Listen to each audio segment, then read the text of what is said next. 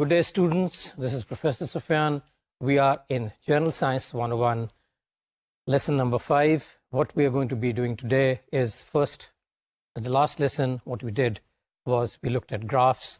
We looked at a technique, which is a technique of mathematics, which allows us to represent two quantities, one on the vertical axis, one on the horizontal axis.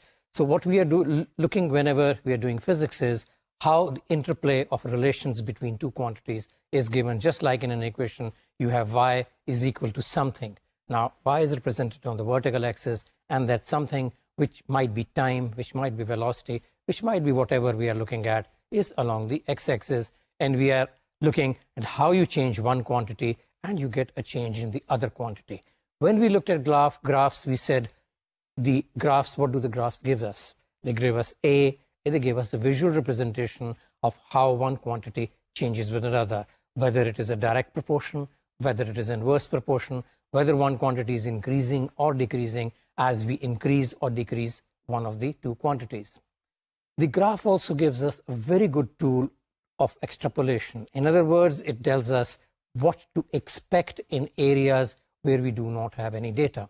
And therefore, it is a mathematical tool which we apply to physics, because in physics, when you do an experiment, do remember there are innumerable number of points which we can get the data from.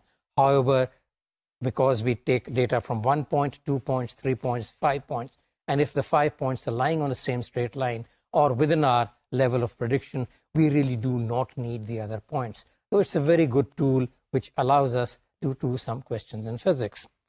What we are going to be doing today is looking at the equations, or basically we are going to derive those equations which will tell us how a body behaves when it is moving, or in other words, when it is accelerating. There are three equations which we are going to be looking at. These are basically known as the fundamental equations or the equations of motion. Now, in these equations, there are certain terminologies. They are on your slide. You can look at them. Terminologies which we are going to be using is, we are going to be using initial velocity, which is represented by VI. We are going to be representing final velocity by VF. Acceleration, of course, is represented by a symbol A, the time by its symbol T, and the displacement by the symbol S. In the three equations, what we are going to be looking at is how, by taking any four of these quantities, we can find out one or the other. So each equation represents four different quantities, and as we go further, we are going to be discussing these things. Now, there are certain conditions which we set when we do equations in motion. The first condition, we are going to be assuming, as far as this course is concerned, that motion is always in a straight line. In other words, the object is either moving away from me or coming towards me. B, we are going to assume, for purpose of these derivations, that the acceleration is constant. Yes, we do understand there are situations in which acceleration might not be constant, but those we will come later. We will discuss those, how to deal with those cases. However, for derivation of these equations, we are going to assume that acceleration is a constant quantity. In other words, in the change of velocity from one velocity to the other velocity, the acceleration or the rate of change of velocity, we are going to be assumed to be constant.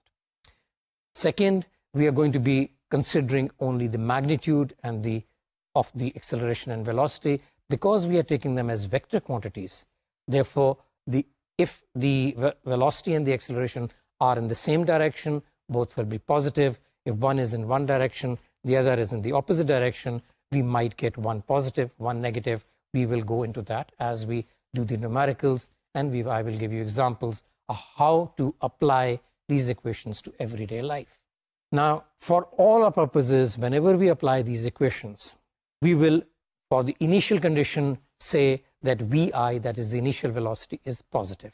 In other words, the direction of the initial velocity will be taken as positive, and any quantity which is opposite to that direction, in other words, the acceleration might be opposite direction, or perhaps an object might be starting backwards, therefore you would have a negative displacement, we will take that direction as negative.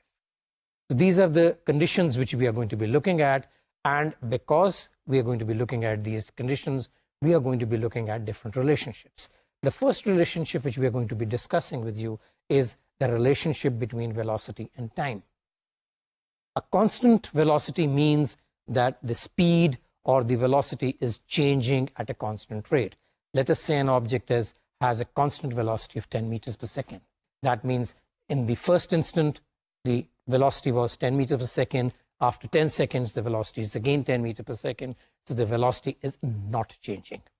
Now, of course, if we are looking at a constant acceleration, the velocity is going to change. That means if we have a constant acceleration of 10 meters per second, our initial velocity was 10 meters per second, that at time is equal to 0, the velocity was 10 because that is the initial velocity. But after 1 second, because there is acceleration, the velocity has to increase, and it has to be increased at a constant rate because we are assuming acceleration is a constant. Quite a lot of words which I have said. Now let us see if we can do something with that. The first equation of motion states that the final velocity should be equal to initial velocity plus the acceleration multiplied by the time, where Vf, of course, is the final velocity, Vi is the initial velocity, A is the acceleration, which we are assuming to be a constant, and T is the time taken over the period which we are measuring. Now, before we go further, let us suppose that there is a car moving with an initial velocity V. At the time, after a time t, the velocity becomes Vf.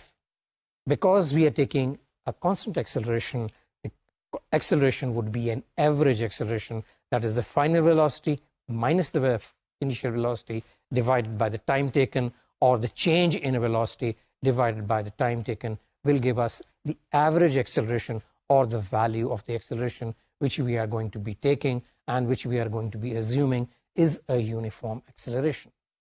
Now, let us start with the definition of acceleration. Acceleration is defined as the rate of change of velocity. In other words, acceleration is velocity divided by time, or more appropriately, the change in velocity divided by time. If the initial velocity and the final velocity are the same, that means the object was at constant velocity, Vf is equal to Vi, then Vf minus Vi, of course, is equal to 0, and you will get an acceleration which is 0, which is what our initial supposition is, that at a constant velocity there is no acceleration. However, if there is acceleration, then Vf minus Vi, of course, would be a change. We normally say A is change in velocity or change in time. That is, on the slide you can see we are representing it by the Greek letter delta, that is delta V over delta T, where delta V is the change in velocity and delta is a symbol which represents change. And we always say that delta T, that is a change in time, because we normally take time starting from 0. In other words, when we start the stopwatch, we say that is the initial velocity, and we always, when we start the stopwatch, the time on the watch is 0. Therefore, whenever you write delta T, or you write just T, when you just say that the total time taken is T rather than delta T, it means that we were starting at time when time is equal to 0. Time elapsed was, let's say, 5 seconds. The total time T2 minus T1 is 5. And because T1 is 0, we normally do not state that in the equation. Now, let's continue on. We said A, that is the acceleration, is change in velocity divided by time taken, that is delta V over T, or A is equal to final velocity minus the initial velocity divided by time taken. We rearrange it, and cross multiplication gives us AT is equal to Vf minus uv, and when we rearrange it, we get the final velocity is equal to initial velocity plus acceleration multiplied by time, which of course is the first equation of motion, and that is what we are looking at. Now, how do we apply this? Let us take a numerical, let's take an example, that we have to find the change in velocity that occurs when a car traveling at, let's say, 25 meters per second turns towards the west, turns around, and is now traveling in the opposite direction at 15 meters per second. We have to find the acceleration if the time taken for this change was 20 seconds. The car is moving in one direction at 20 meters per second. It comes to rest, starts moving in the opposite direction at 15 meters per second. In other words, the direction of velocity has changed. Now, whenever we are looking at a question, we first look at what is the data which is available to us. In the question, we have been given three pieces of information.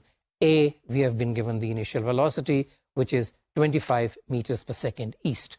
Let's assume that this direction is east. It was moving in this direction at 25 meters per second. We are given the second piece of information which is available in the numerical is that the final velocity is 15 meters per second west. In other words, because this was east, this has to be the west direction. It was 15 meters per second in the west direction. Now, 15 meters per direction, because it's along a straight line, we can always put a minus sign to indicate that it is minus 15 meters per second east. Just because it is a vector, we were considering velocity along one line. So if the velocity is in this direction, it is positive. Velocity is in this direction, it is negative. Something is approaching towards me, I would give it a negative direction. Something is going away from me, I will give it a positive direction. So I can write that the final velocity is 15 meters per second west or minus 15 meters per second east. It is more convenient to write minus 15 meters per second east because then VF and VI automatically become in the same direction and I do not have to bother about that. The third piece of information which we have in this equation is the total time taken is 20 seconds. So we have the final velocity available, we have the initial velocity available, and we have the time taken which is available. What we have to find according to the numerical is the acceleration over this period of time. Do we have a relationship formula? Yes, we just derived that formula, the first equation of motion, that the final velocity is equal to the initial velocity plus the product of time and the acceleration. And because we are looking in only one direction, so east and west be the same direction, only you have to change a negative with a positive sign. If you take the west direction to be positive, then east will become negative. If you're taking east as positive, then the west will become negative. However, if you do remember, we had stated in the initial conditions that we will take the initial velocity direction as positive. Therefore, initial velocity was in the east direction. So east is positive, west is going to be negative east. Now, what we are going to do is take this piece of information and substitute it in the equation which we have. We have Vf is equal to Vi plus A multiplied by T. So the final velocity was minus 15 meters per second. The initial velocity was 25 meters per second, and the time was 20 seconds. Now, when we substitute it, what we get is minus 15 is equal to 25 plus A multiplied by 20, or in other words, what we are getting is minus 40 is equal to 20A. 40 divided by 20 will give us an acceleration of minus 2 meters per second squared. Acceleration now has a value. The value which we have is minus 2 meters per second squared. Now, if you look at our initial conditions, the initial condition said that east direction was positive. Therefore, the answer immediately tells us that the acceleration is minus 2 meters per second east or 2 meters per second squared in the west direction. So we had three values were available. That was the final velocity, the initial velocity, and time. Substituting in this equation, we get a value of the average acceleration. This is how we use the first equation of motion. Let's look at another example. Let us say there is a ball traveling at 10 meters per second in a direction which we say is positive, and 6 seconds later it was moving at 20 meters per second in a direction which we take now as negative. In other words, the ball was moving away from us, and after a certain time it comes towards us. Perhaps we are having a tennis match and I hit a ball and the other player hits the ball at a faster speed, and now it is approaching me at a faster speed. That is the general example we can give. We have to find what is the average deceleration of the ball. We are not looking at the instantaneous deceleration which the other person might have applied to the ball when he hit it. We are just saying that the ball went and ball came. We had 2 points of time. That is where we looked at initially and we looked at finally, and we want to find what is the average deceleration or acceleration of that ball. In this case, again, what is the data which we have available? When we look at the numerical, the data which we have available is the initial velocity, which is 10 meters per second in the positive direction, and the final velocity, which is 20 meters per second in the negative direction, or we will say it is minus 20 meters per second. The time taken is 6 seconds. We have our equation, which is that the final velocity is equal to the initial velocity plus acceleration multiplied by time. Substituting the values there, we find minus 20 is equal to 10 plus a into 6, because the final velocity was minus 20, the initial velocity was plus 10, and 6 seconds was the time taken. Rearranging, we find minus 30 is equal to 6a, and therefore the acceleration is equal to minus 5 meters per second. So the acceleration is to be in the direction opposite to the initial velocity. The initial velocity, if a ball was going away from me, it has to be accelerated in the opposite direction. So after a certain period of time, the ball returns to me. Hopefully that tells us something. Now, let us see that what is the average acceleration of a car whose initial velocity was minus 20 meters per second. This question I'm just putting over here because to tell you that in certain cases, we might consider initial velocity to be negative, even though in the initial conditions, we had said that we would take it positive, but it does not matter really which direction you take it positive, because if you stick to your initial conditions, that all right, I'm taking this direction to be negative, this direction throughout the question as well as in the answer has to remain negative. And that allows us to get an answer which basically is what is required, which is the solution of the problem. So in this question, what I have done is I have taken the initial velocity to be negative and the final velocity to be positive. The initial velocity was minus 20 meters per second, and the final velocity is 20 meters per second, and the time taken is 20 seconds. We look at the data which is available to us. The data available, again, we have three quantities which are available. One is the initial velocity, which is 20 meters per second in the negative direction. The final velocity, which is 20 meters per second in the positive direction. The time taken is equal to 10 seconds. We have our first equation of motion. We substitute the values there. So Vf is equal to V plus At.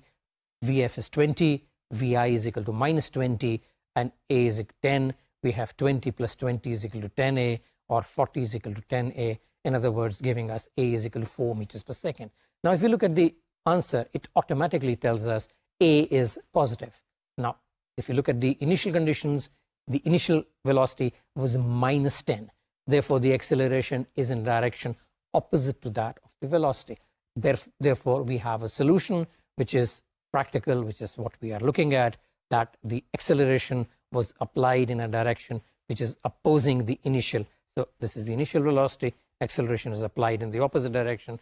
The ball changes direction, and that is what we were looking at. Now, normally we have other examples in which acceleration is applied continuously. The previous example, what I had said was perhaps there were two players playing tennis and the ball was going between east and west or forwards or backwards. Now we have conditions in which acceleration is applied at a constant rate. Now I throw a ball upwards. It moves up, goes up to maximum height and comes down. Now whenever I throw a ball upwards, let's say in this question which I'm posing is 20 meters per second, and I have to find the velocity after 2 seconds or the velocity after 4 seconds. Now whenever we are throwing a ball up, this ball is now under the attraction of the Earth's gravitational field. We will look at the Earth's gravitational field or acceleration or motion of bodies under the gravitational field in a later lecture, but just for your information, acceleration due to gravity is 9.8 meters per second, always directed downwards. How we come to this figure is basically different experiments have been done by different physicists, and they have come to the conclusion that this is a value which we can take universally all over the globe. Now, what are the pieces of information we have? Now, the pieces of information in the question, of course, are we have the initial velocity and we have time. However, acceleration is missing in the question. Now, what we have to remember is that whenever we are dealing in the gravitational field, the acceleration will be a constant. It will have a constant value, which we will discuss as we go along into the other lessons. And the value here is 9.8 meters per second square. So we have our initial velocity, which is 19.6 meters per second. We have our acceleration, which is 9.8 meters per second directed downwards. And we have our time, which is 2 seconds.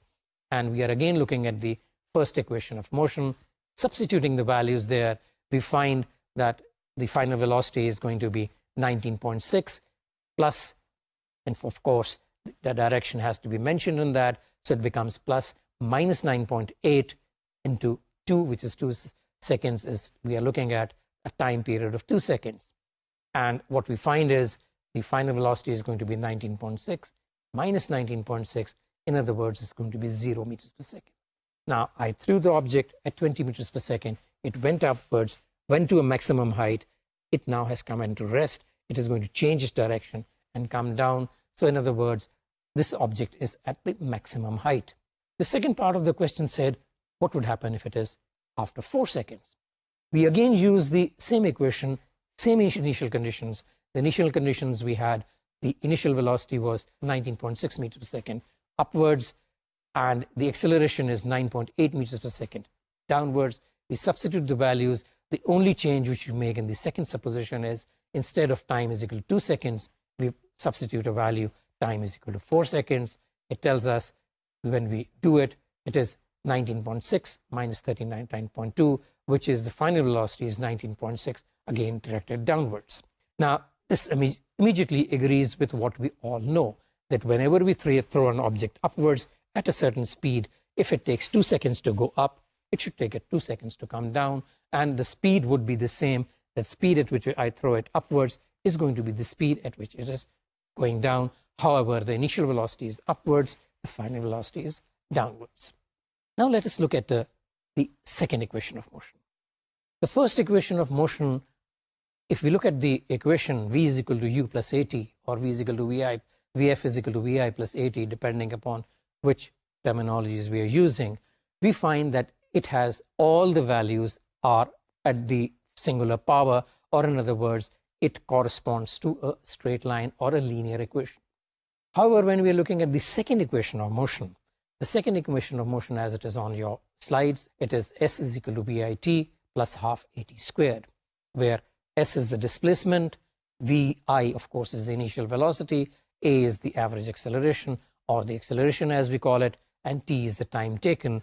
It is not a linear equation because the t has a square on top of it. Here the body is moving with an initial velocity vi. After t, it's become velocity f. We find that the total distance covered in time is given by the formula that distance is time multiplied by the average velocity. So an object which is moving at a certain speed moves at a higher speed, speed increases.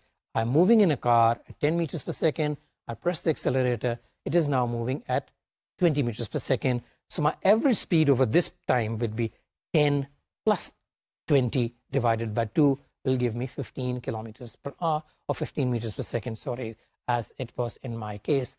So the distance normally we say is average velocity into time. So whatever distance we have covered or whatever displacement is, average velocity into time should give us the distance. In other words, average velocity is, of course, like I've said, is initial velocity plus final velocity divided by 2. Now I substitute the value of the average velocity in the first equation, which is s is equal to v average into t, and I get s is equal to vi plus vf divided by 2 multiplied by t. So that gives me first relationship. Now, from the first equation, which is vf is equal to vi plus vat, if I rearrange, I find that s is equal to vi plus vf divided by 2 multiplied by t, and substituting the value of vf, we get s is equal to vi plus at divided by 2 multiplied by t. Opening the equation, we find it is 2vi over 2t plus at over 2, and this gives us our second equation, which is s is equal to vit plus half at squared, because at over 2 multiplied t gives us at squared over 2, which is the required second equation of motion. Now, when we look at the second equation of motion, we find this contains two terms on the right hand side. It contains vit, it contains half at squared. Now, if the acceleration is 0, in other words, the velocity is constant, the second term becomes 0 because a is equal to 0, then s has to be equal to bit, which would, of course, tells us that generally in this relationship that the distance traveled should be average velocity into time, which is what we have already discussed. Because the acceleration is 0, therefore average velocity has to be the initial velocity, because initial velocity plus initial velocity divided by 2 should give us a value which is the initial velocity. However, if the second term is still there, that means the acceleration is not 0. It is an accelerating body, then the distance traveled is proportional to the square of the time. We will discuss that as we go along. Or we also have if you look at this, we find that relationship that velocity is going to be acceleration into time directly if it is a constant. Now, looking at the slide which is on your screen, we find I have given you 3 different graphs.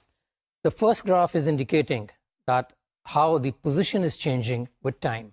Now, on the right side, I have given you the relationship, which is the second equation of motion, with the first part missing, that s is now at the moment proportional to half at square. Why is the first part missing? Is because we are starting from rest. In other words, the initial velocity is 0. Therefore, the graph would look like this. It would be a sloping upwards curve.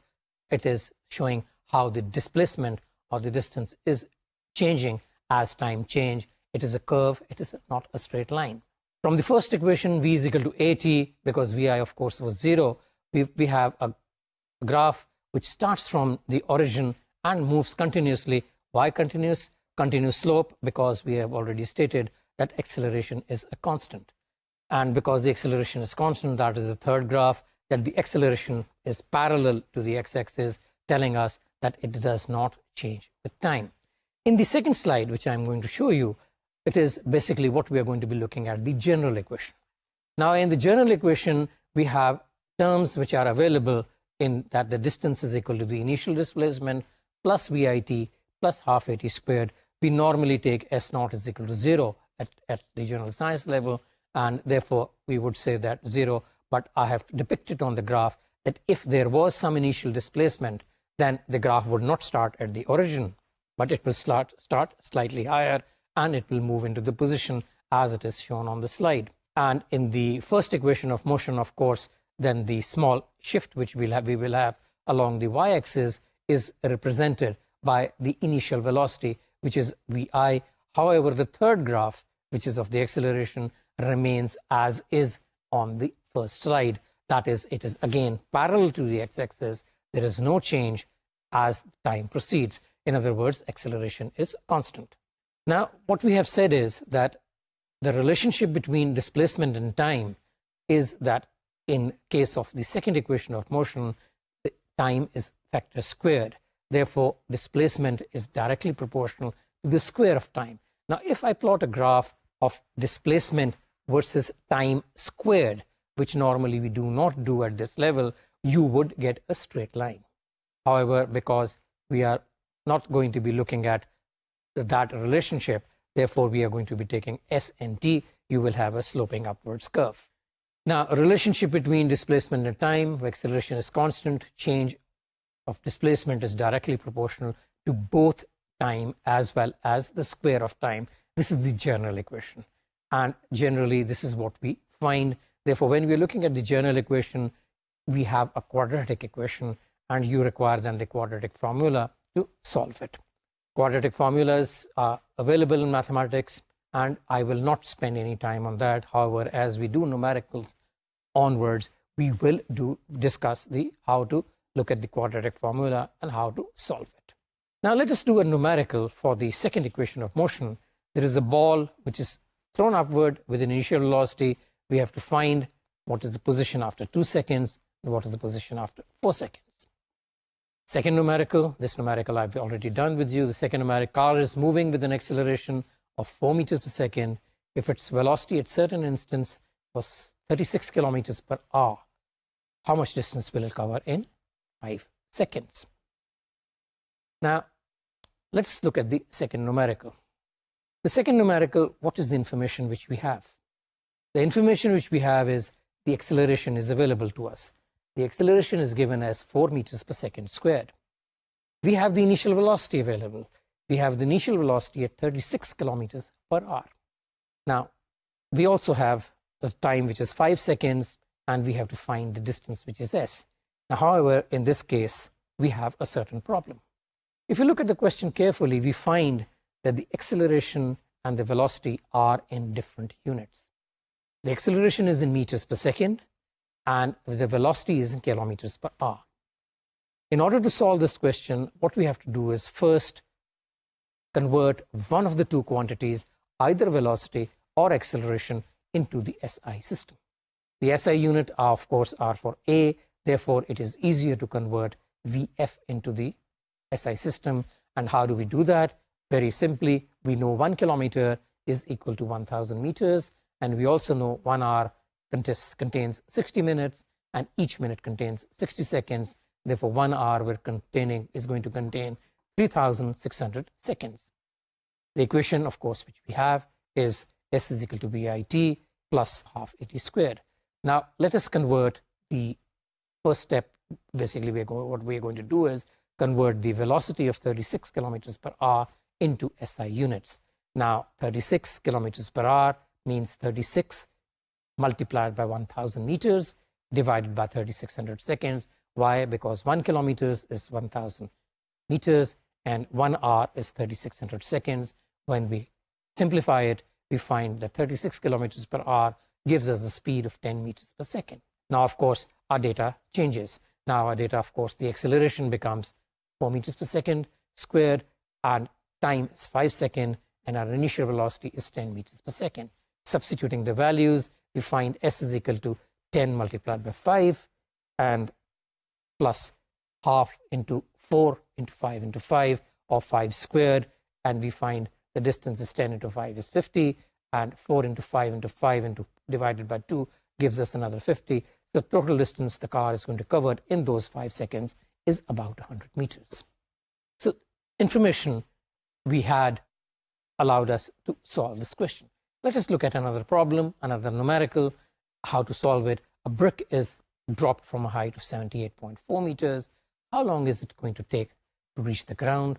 And B, the second part of the question, what will be its velocity before touching the ground? We can do this question in two different ways. A, we can first find the time it takes to reach the ground and then find the velocity, or we can do it the other way. We can find first the velocity and then we find the time. In this case, we have three pieces of information available. We have the acceleration, which is 9.8 meters per second, like we've already discussed. Whenever you are in a gravitational field, the acceleration is 9.8 meters per second squared, directed downwards. And the velocity, initial velocity, of course, is 0. I'm holding the brick. It is at rest. When I release it, and it starts falling. The distance covered, of course, is 78.4 meters. And we have to find the time. We have to find the final velocity.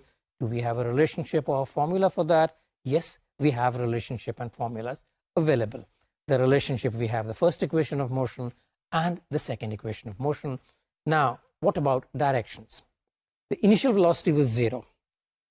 And we are looking downwards. The acceleration is downwards. Therefore, because we have said we are going to take the direction of the initial velocity as positive, we can consider acceleration to be positive also. However, if we take the direction of the initial velocity upwards, then we are going to take acceleration downwards. In this case, we are going to be taking initial velocity positive and acceleration positive because both are in the same direction. And now, basically, what we are going to do is substitute the values and try to see what we get. When we substitute the values, we find 78.4 is equal to 0 multiplied by t. Why 0? Because we know that the initial velocity was 0. It started from rest. This is plus 1 over 2 g, which is 9.8 seconds, multiplied by t squared, or in other words, 78.4 is equal to 4.9 t squared, giving us a t value of t squared is equal to 16, and 4 into 4 is 16, giving us a value of t, which is equal to 4 seconds. So it has taken 4 seconds for the object to fall from a height of 78.4 meters. That is what the solution tells us. Now, what is the speed after 4 seconds. Of course, we substitute the value in Vf is equal to Vi plus at. That is the first equation of motion. Vf is the final velocity. The initial velocity, of course, was 0. The acceleration was 9.8 meters per second. And the time, of course, is 4 seconds. So the final velocity would be 9.8 multiplied by 4 seconds, giving us a velocity of 39.2 meters per second. So this question basically required 2 steps. First, we use the second equation of motion to find one piece of information and use that piece of information to substituting in the second equation of motion to get that value. So the 2 equations of motion now, of course, they deal with the relationship of constant velocity. Acceleration is constant here. We are dealing. Now, let us go on further and look at the third equation of motion. Now, the first equation of motion, basically, Vf is equal to Vi plus at. The second equation of motion, the distance is equal to Vit plus half at squared. Now, if we look at the first equation of motion, Vf is equal to Vi plus at, we can find the value of t, that is Vf plus Vi divided by a. That gives us a value of t from the first equation. And if we substitute this value in the second equation, we will now define velocity. In order to substitute in the first equation, we define first velocity as distance over time. That is average velocity into time is distance, and where the average velocity is Vf plus Vi divided by 2. Now, we will take this from the first equation of motion. We have Vf minus Vi is equal to a, and from there we just have defined that distance is average velocity into time, which is Vf plus Vi over 2 multiplied by t. Now, substituting the values, we find that the distance is equal to V average into time, which is Vf plus Vi over 2 multiplied by Vf minus Vi over a. Now, as we know from our algebraic relationship, a plus b multiplied by a minus b gives you a square minus b square.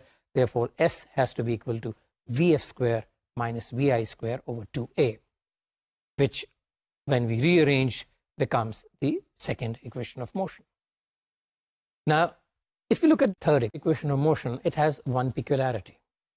This does not have, the third equation of motion, which we have just derived, it has one peculiarity, that it does not have the symbol t inside it.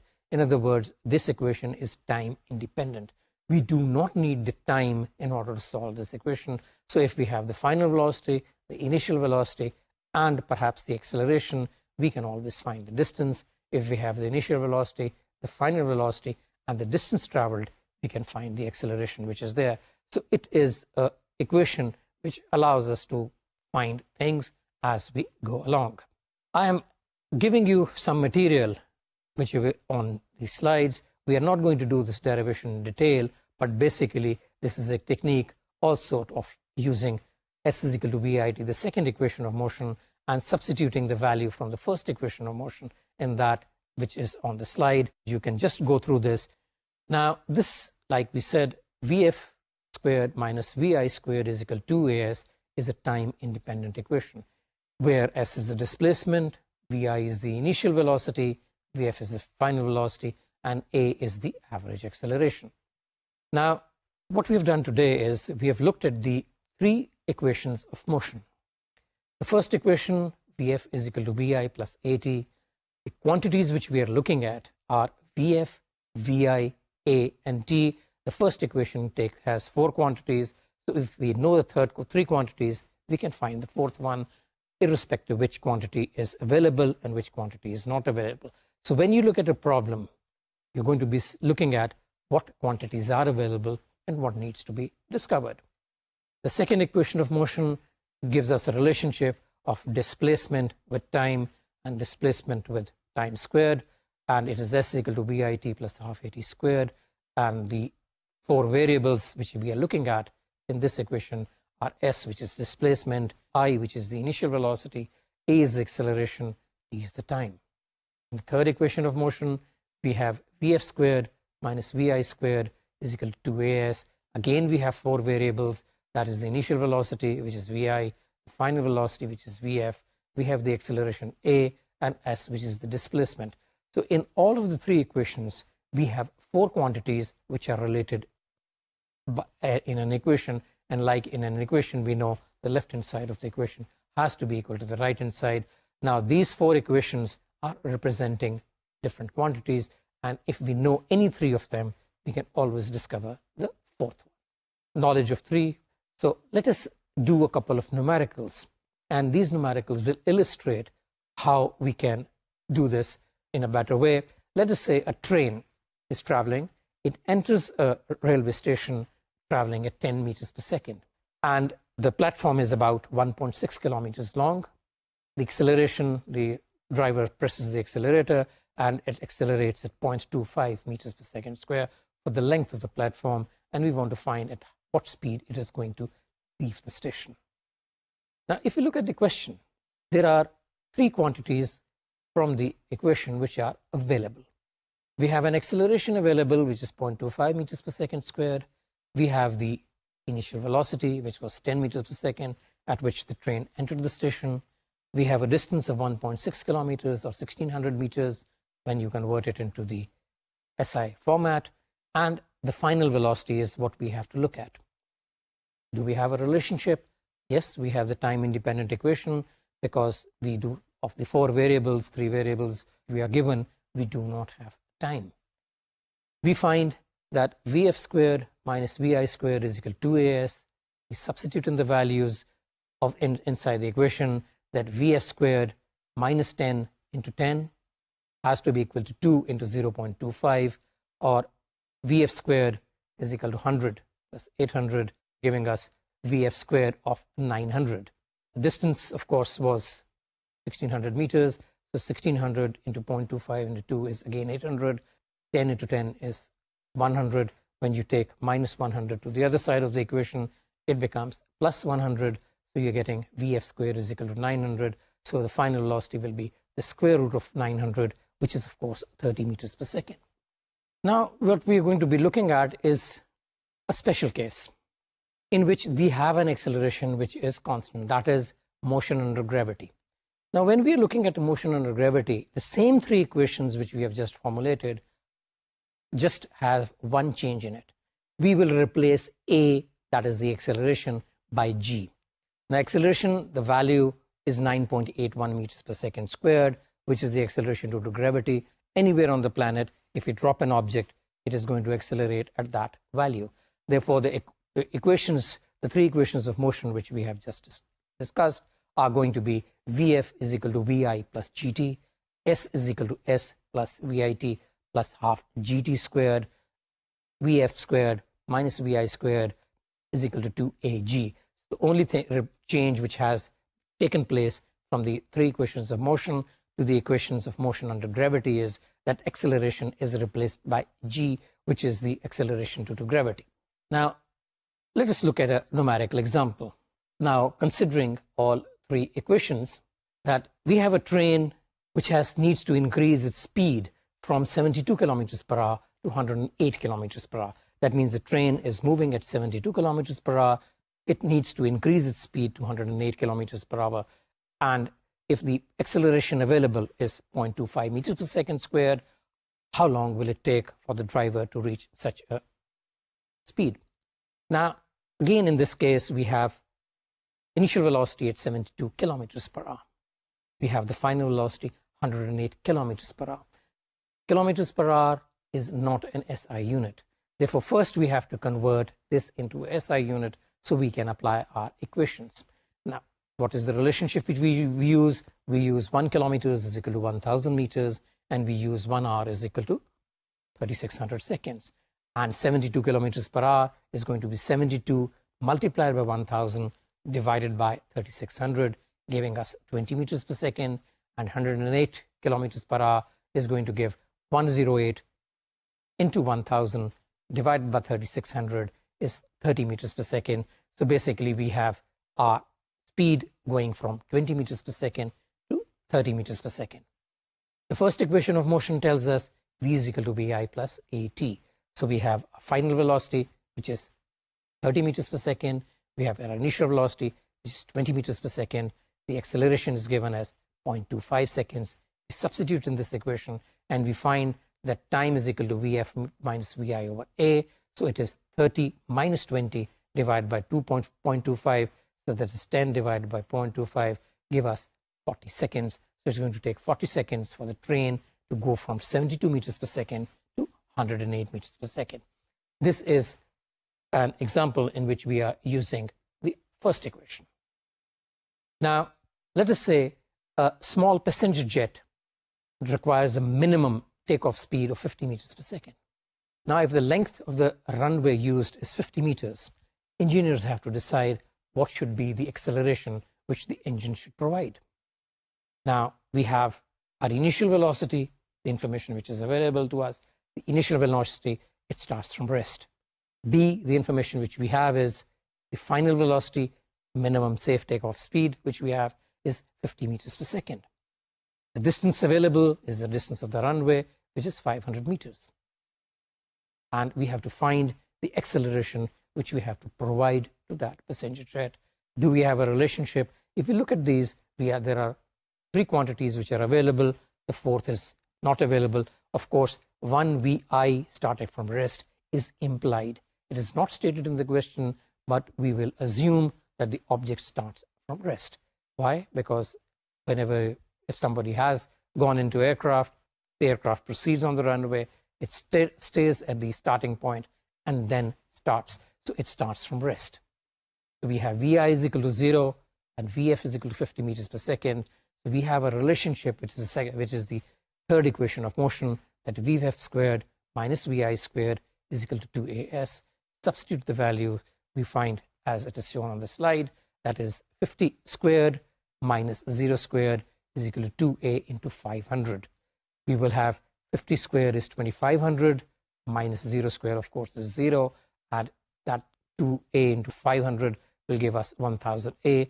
That means the acceleration has to be 2.5 meters per second squared.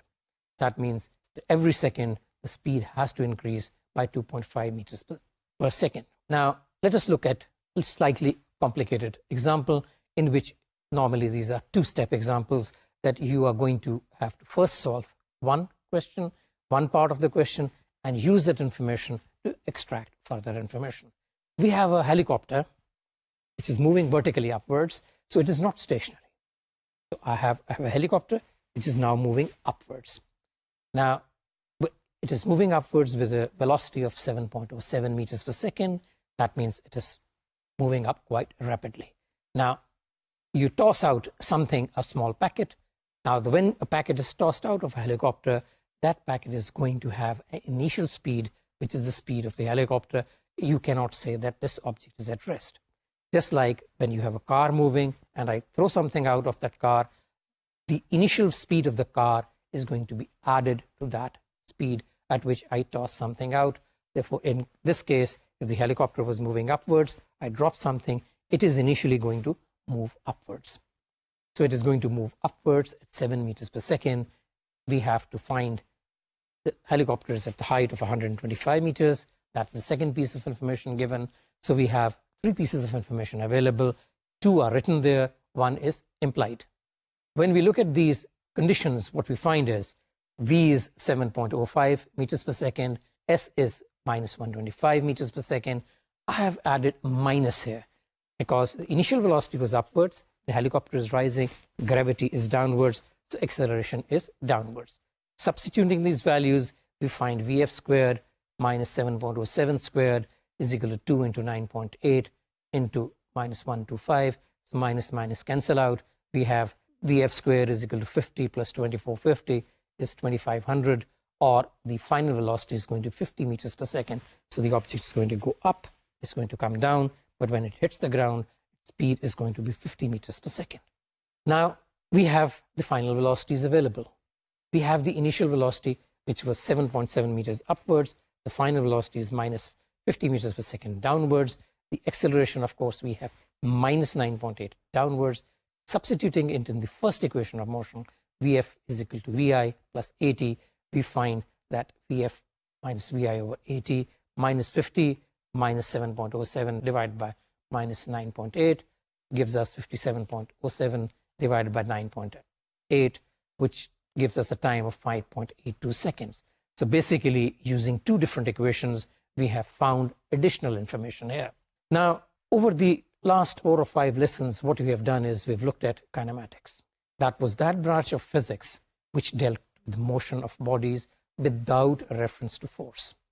We did not refer to forces. We did not refer to mass. These are quantities which we are going to be looking at the next lecture when we take up dynamics. The dynamics is that branch of physics in which we are going to be looking at action of forces and how these forces behave, or whatever we are going to be looking at there.